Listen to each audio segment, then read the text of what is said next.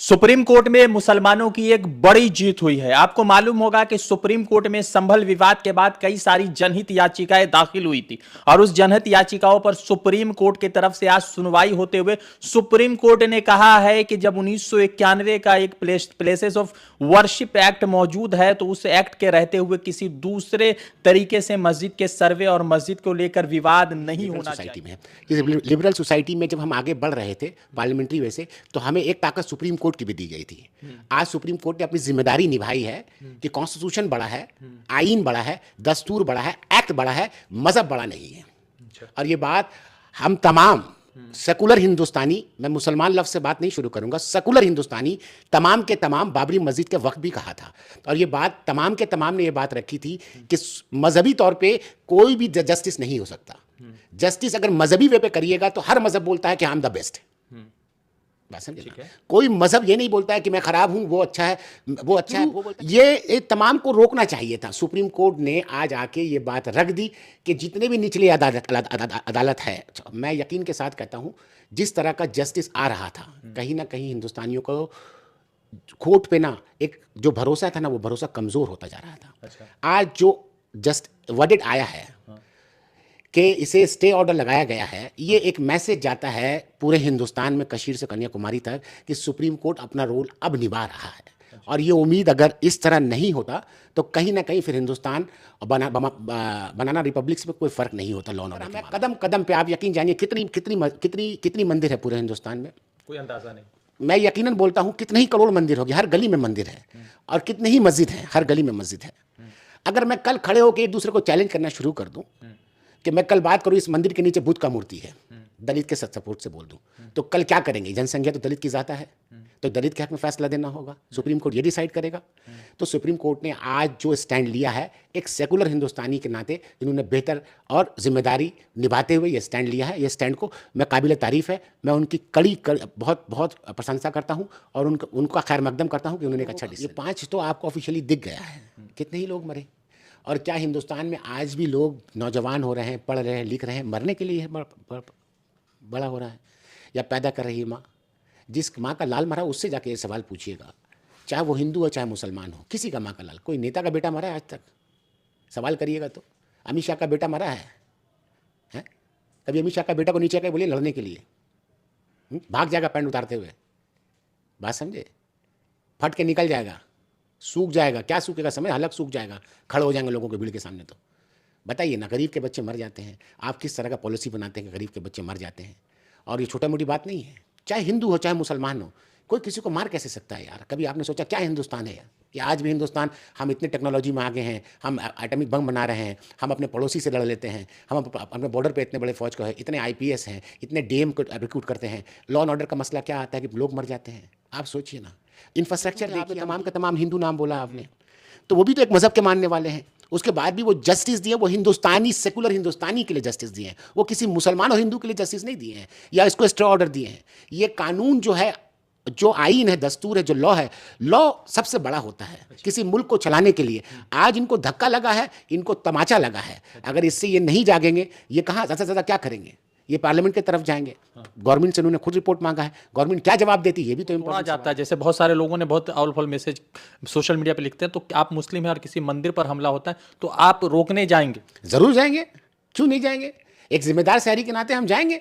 आप किसी के मजहब को, आप आस्था को ठेस नहीं पहुंचा सकते। एक हिंदुस्तानी, आपका ये फर्ज है कि आपसे जितना भी बन पड़े, आप जब एक रास्ते में पत्थर पड़ा रहता है, क्या अगर आप हिंदुस्तानी का सर्टिफिकेट, अच्छा गुड सिटीजनशिप लेने के लिए आपको क्या आर्मी बॉर्डर पे खड़े होकर बंदूकी चलाना होगा जी? नहीं ना। अगर रास्ते में एक पत्थर पड़ा हुआ उसको उठा के साइड कर देगा, ये भी एक गुड सिटीजन का आपको एक मार्क मिलता है।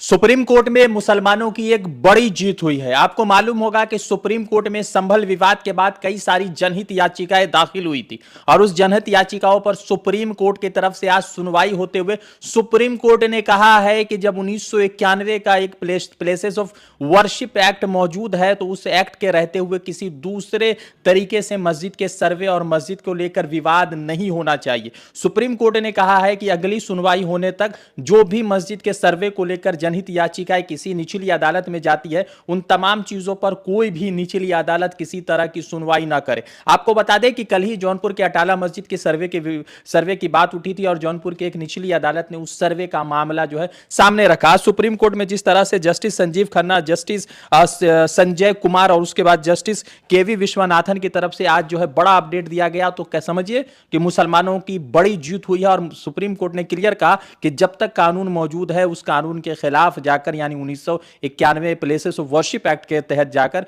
उसके खिलाफ कोई जाकर जो है इस तरह की बातें नहीं कर सकता, यानी मस्जिद को मंदिर नहीं बता सकता है। भगवा ब्रिगेड के लिए बुरी खबर है और वो लोग जो अदलिया पर, इंसाफ और सुप्रीम कोर्ट पर यकीन रखते हैं उनके लिए बड़ी खबर है। जैद अनवर साहब है, कांग्रेस के नेता है और लगातार इन तमाम चीजों पर इनसे हम हमेशा बात करते रहते हैं।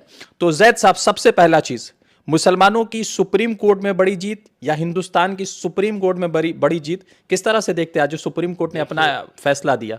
मुसलमानों की जीत नहीं कहेंगे, हिंदुस्तान के सेकुलर हिंदुस्तानियों की जीत हुई है। अच्छा। कहीं ना कहीं हम जब थक जाते हैं, संविधान जब बन रहा था, भीमराव अम्बेडकर बना रहे थे, तो उन्हें पता था कि कहीं ना कहीं अगर पार्लियामेंट से कुछ गलती हो तो सुप्रीम कोर्ट उस पर नज़र रखे। हमारा कॉन्स्टिट्यूशन, जो हम लिबरल सोसाइटी में रहते हैं, हम फेडरल सोसाइटी में नहीं, हम लिबरल सोसाइटी में हैं। इस लिबरल सोसाइटी में जब हम आगे बढ़ रहे थे पार्लियामेंट्री वे से, तो हमें एक ताकत सुप्रीम कोर्ट की भी दी गई थी। आज सुप्रीम कोर्ट ने अपनी जिम्मेदारी निभाई है कि कॉन्स्टिट्यूशन बड़ा है, आईन बड़ा है, दस्तूर बड़ा है, एक्ट बड़ा है, मजहब बड़ा नहीं है। और ये बात हम तमाम सेकुलर हिंदुस्तानी, मैं मुसलमान लफ्ज़ से बात नहीं शुरू करूंगा, सेकुलर हिंदुस्तानी तमाम के तमाम बाबरी मस्जिद के वक्त भी कहा था। और ये बात तमाम के तमाम ने ये बात रखी थी कि मजहबी तौर पे कोई भी जस्टिस नहीं हो सकता। जस्टिस अगर मजहबी वे पे करिएगा तो हर मजहब बोलता है कि आई एम द बेस्ट। बात समझे? कोई मजहब ये नहीं बोलता है कि मैं खराब हूं, वो अच्छा है, वो अच्छा है, वो बोलता है कि मैं बेस्ट हूं, आप मेरे तरफ आओ। तो मजहबी तौर पे जस्टिस नहीं हो सकता, इंसाफ कॉन्स्टिट्यूशन वे से हो सकता है। हम कहीं ना कहीं इस मुल्क में कॉन्स्टिट्यूशन वे से रह रहे हैं। अब आते हैं मजहब। जब 1947 में जब दो मुल्क बना, दो आइडियोलॉजी का दो मुल्क बना, एक मुल्क जिना के नाम पे बना, जो कलमे पे बना, जिसे पाकिस्तान कहा गया, तमाम लोग जितने उसके मानने वाले थे वहाँ गए। एक मुल्क सेकुलर बना, जो नेहरू बना रहे थे, गांधी बना रहे थे, मौलाना आज़ाद बना रहे थे, तो ये तमाम भीमराव अम्बेडकर बना रहे थे, जो मजहब बना रहे थे। वहाँ पर हम लोगों को एक चॉइस दिया गया कि हम एक सेकुलर मुल्क बनाएंगे और एक आइन से, दस्तूर से मुल्क चलेगा। उस एक्ट में आपको पूरी आज़ादी है कि आप मजहब की प्रैक्टिस कर सकते हैं। और जो उस दौरान पे जो हादसा हुआ, कहीं ना कहीं कितने ही मंदिर पाकिस्तान में रह गए, कितने ही मस्जिद इमामबाड़ा पाकिस्तान में रह गए, कितनी ही मस्जिद पाकिस्तान में, उसी तरह कितने ही मस्जिद हिंदुस्तान में रह गए, कितनी मंदिर हिंदुस्तान में रह गए। तो वो जो किट एंड टैक वाली बात होती है ना, किट एंड कैट वाली बात, कि वहाँ मैं तोड़ूंगा, यहाँ तुम तोड़ोगे, टिट फॉर टैट, माजरा चाहता हूँ। तो वो जब वो बात है, तो वो जो जहनी तौर पे उसके लिए एक एक्ट बनाया था उस दौरान, कि वो जो आस्था की धार्मिक स्थल जो है, धार्मिक प्लेस जो है, उसे जिस तरह है उसी तरह रहने चाहिए। किसी का सर्वे नहीं होगा, किसी का इंटरफेयर नहीं होगा, एज इट इज चलता रहेगा। अच्छा।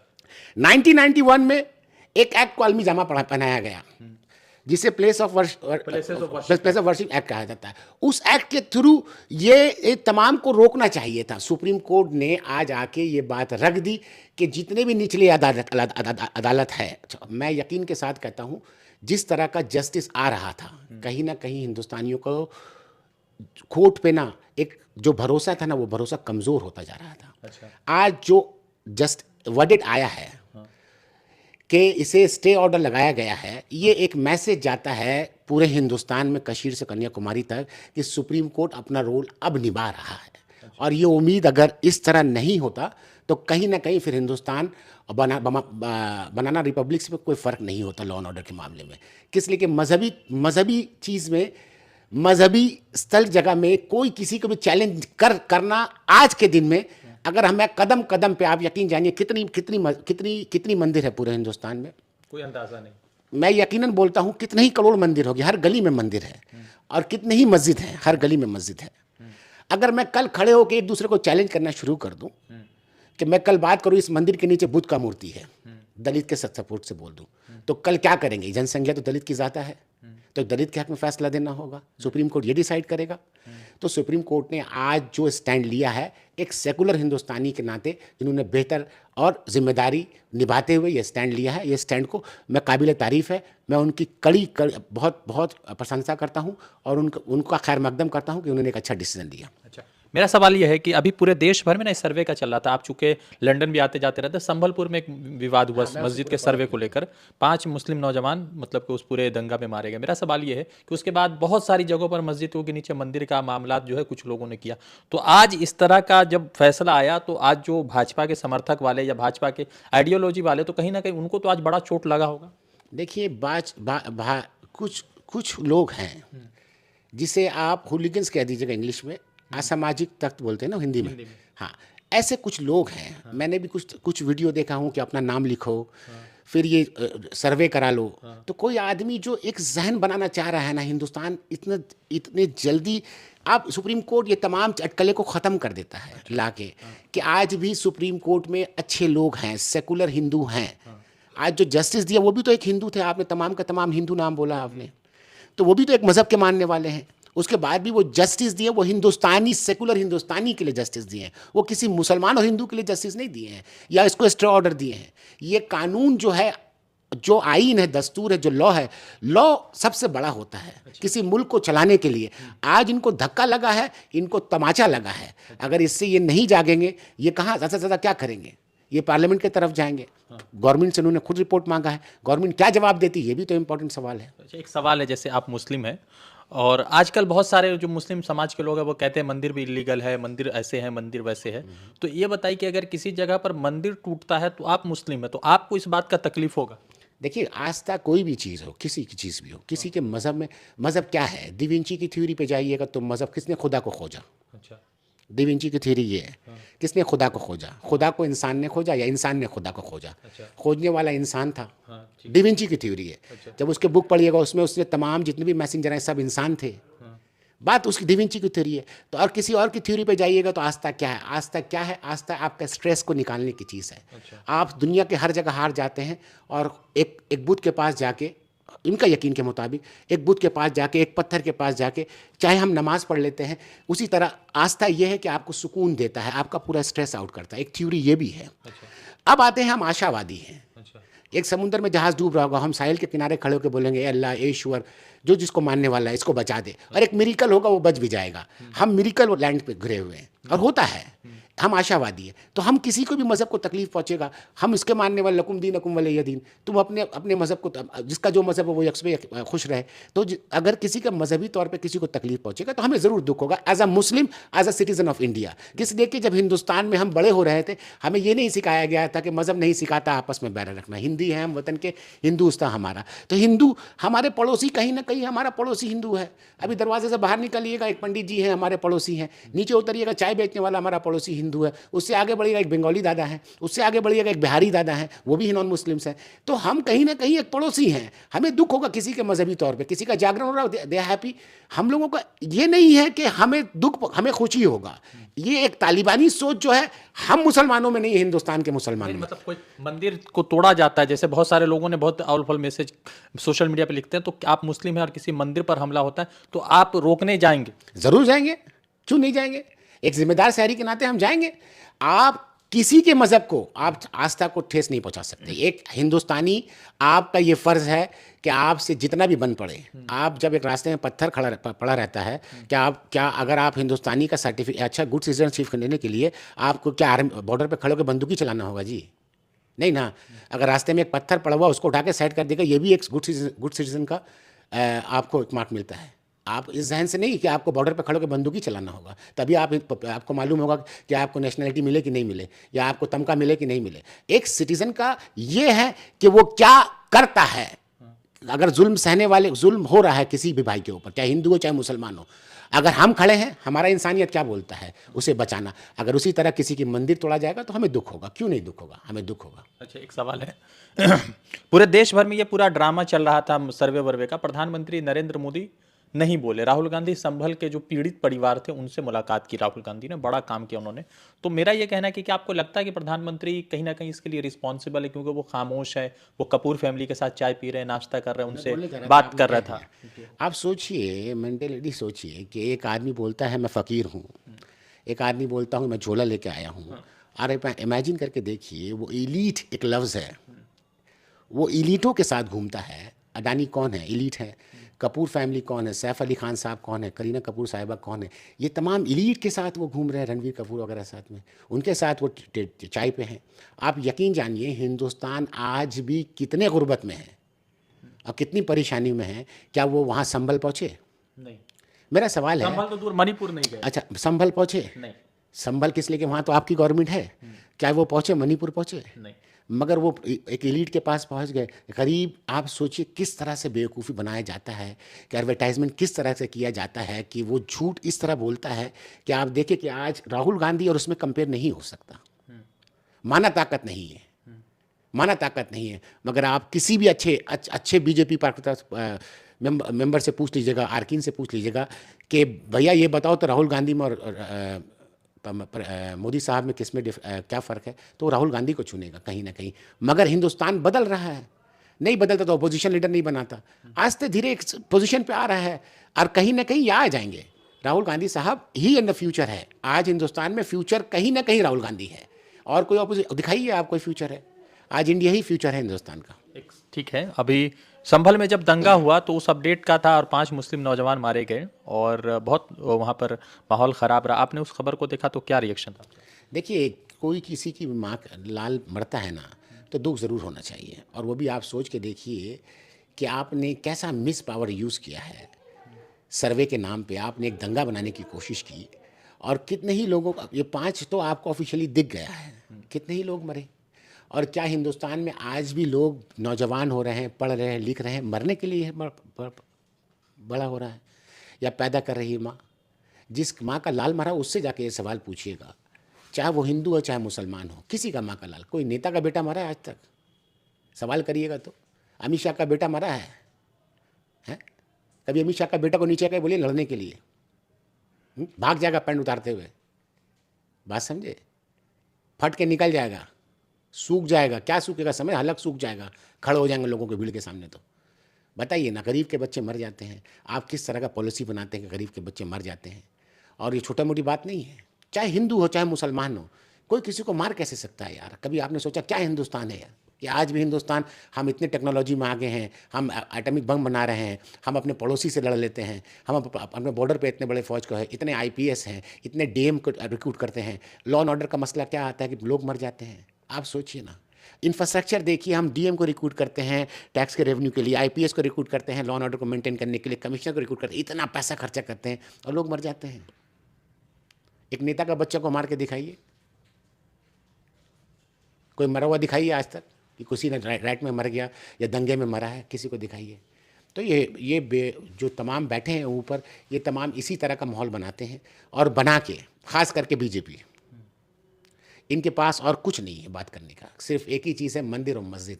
इस तमाम चीज़ से लोग परेशान हो गए हैं। लोगों को रोज़ी चाहिए, महंगाई को कम चाहिए। लोग इसकी बात ना करके ये तमाम दंगा फसाद वगैरह बात। जीडीपी कहाँ जा रहा है हिंदुस्तान का? आप तो कितने ट्रिलियन की बात की थी, आप ज़ीरो नहीं गिन पा रहे थे आपके प्रवक्ता जब बैठते थे चैनल पे। आज जो जीडीपी वहाँ तक पहुँचा, 2022 में आपने कितने पैसे देने की बात की थी किसान को? क्या आपने दिया अभी तक? बड़ी बड़ी बातें 2017 में मैंने सुना था, 19 में सुना था मैंने। क्या हुआ आज? तमाम चीज़ खत्म है। बात क्या हो रही? वही मंदिर वही मस्जिद। और जस्टिस जो आया था बाबरी मस्जिद का लेके, ये जस्टिस नहीं था, ये गलत था। तब भी मुसलमान खामोश रहे, क्यों ना? आपने सहारा लिया था कोर्ट का। अब कितना जुल्म करिएगा? अब रिएक्ट होगा। मिसाल दे रहे बात का, आप किसी को धक्का दीजिएगा, वो आपको धक्का देगा। मैं नहीं बोल रहा हूँ कि आप निकल के मारो, मैं ऐसा मुसलमान नहीं हूँ, मैं ऐसा हिंदुस्तानी नहीं हूँ। मगर आप कितना धक्का दीजिएगा किसी को? क्या हमारा ज़मीन नहीं है ये? हम मर के यहीं दफन होते हैं, उसके बाद भी हमारी इज्जत नहीं है। हमारे पास चॉइस था जाने के लिए, हमारे बाबा अजदाद के पास, उसके बाद यहाँ रह के भी हमें इस तरह का माहौल मिलता है। आप बात करते हैं यूएन में, आप बात कर पाएंगे अगर माइनॉरिटी पे इतना जुल्म होगा तो? आप किस मुंह से बात करेंगे यूएन में जाके? बांग्लादेश की बात उठा लाते हैं। देखिए, बांग्लादेश की बात जो उठा के ला रहे, बांग्लादेश की एक पहलू आप देख रहे हैं। बांग्लादेश में जो भी हो रहा है हिंदुओं के साथ गलत हो रहा है। मैं ये क्या खड़े होकर बोल रहा हूँ अच्छा हो रहा है? मैंने आपकी बात पहले लफ्ज़ काटा। बांग्लादेश की बात, बांग्लादेश से आप कंपेयर करिएगा हमारे मुल्क को, पाकिस्तान से हमारे मुल्क को कंपेयर करिएगा। हमारा संविधान तो एक दलित लिखा था, क्या ब्राह्मण लिखा था क्या? ब्राह्मण लिखता तो एक गलत अंदाज से लिखता, मगर एक दलित लिखा था। उसने किसको कितनी ताकत दी? सबको बराबर ताकत। बराबर ताकत दी ना। राजा रानी सब बराबर हैं, सभी एक दरवाजे से जाएंगे हैं। तो बात क्या है? एक आखिरी लास्ट रिएक्शन है, सुप्रीम कोर्ट का आज का जो वर्डिक्ट आया, जो कंक्लूजन रहा, क्या सुप्रीम कोर्ट के इस कंक्लूजन से ये जो सर्वे वाला मामला है ये रुकेगा? हाँ, ऑफ कोर्स रुकेगा ना। लॉ एंड ऑर्डर से ना।